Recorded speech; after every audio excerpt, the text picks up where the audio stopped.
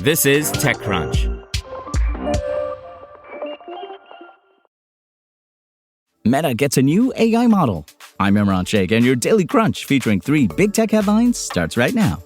As part of a planned data center in Pecos County, Texas, Amazon's investing in an on-site power plant that could become the largest source of climate pollution in the United States, according to the New York Times. You see, the New York Times says the plant would burn natural gas and is permitted to release 33 million tons of carbon dioxide per year, more than any other power plant in the U.S.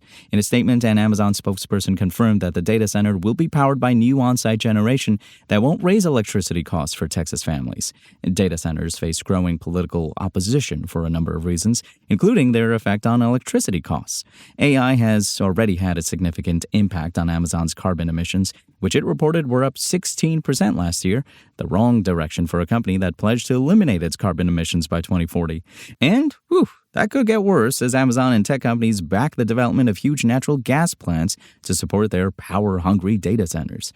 The Amazon spokesperson said, "The world looks different now than when we co-founded the Climate Pledge," while also claiming, "Our commitment hasn't changed."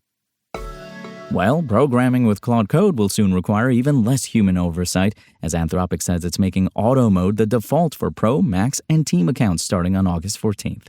The company unveiled a test version of Auto Mode in March, pitching it as a way to balance speed and control. As Anthropic explained in its announcement on Friday, when Claude Code is in auto mode, instead of presenting prompts asking for human approval at each step, it'll proceed unless an action is determined to be irreversible, destructive, or aimed outside your environment.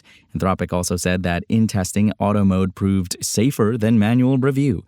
In a study with 1,053 paid testers, Auto mode caught 89% of harmful actions, while human review only caught 13.6%. Perhaps that's because manual review can become habitual. Users approved 97% of permission prompts in Claude Code. In a post on X, Claude Code head Boris Cherny said, "The team and I use auto mode exclusively and have been for many months. I couldn't imagine going back to permission prompts." The company also said it's been adding new safety features like prompt injection screening and customizable hard deny rules to prevent things like data exfiltration.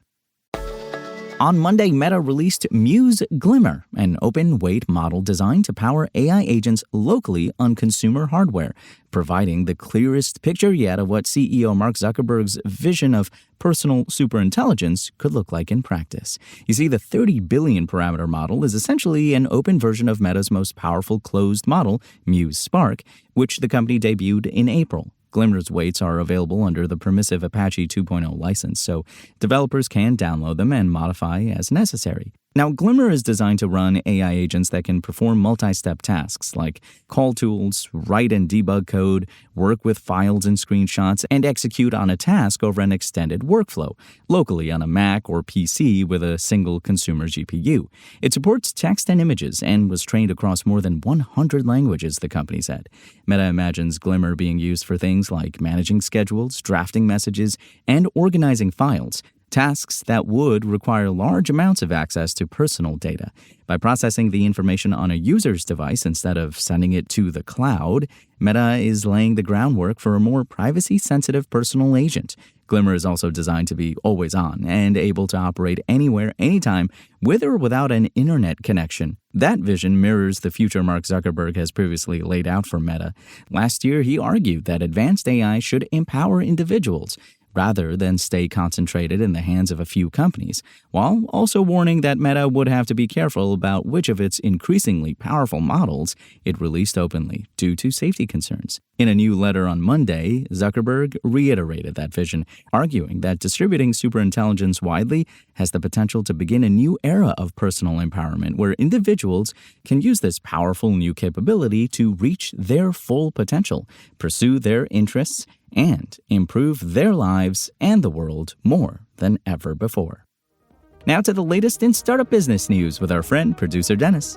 Thanks, Imran. And Next Slide recently announced that it's joining OpenAI, with the presentation startup team members now working on ChatGPT. The Next Slide website currently displays a note from its founder describing the startup's product as one that could turn prompts, notes, documents, or research into a polished, editable presentation. The ultimate goal, according to the founder, was to make visual communication more accessible and help more people express their ideas clearly. So by joining OpenAI, the team will continue pursuing the same mission, building AI products that help people create, communicate, and turn their ideas into meaningful work. The financial terms of the deal were not disclosed.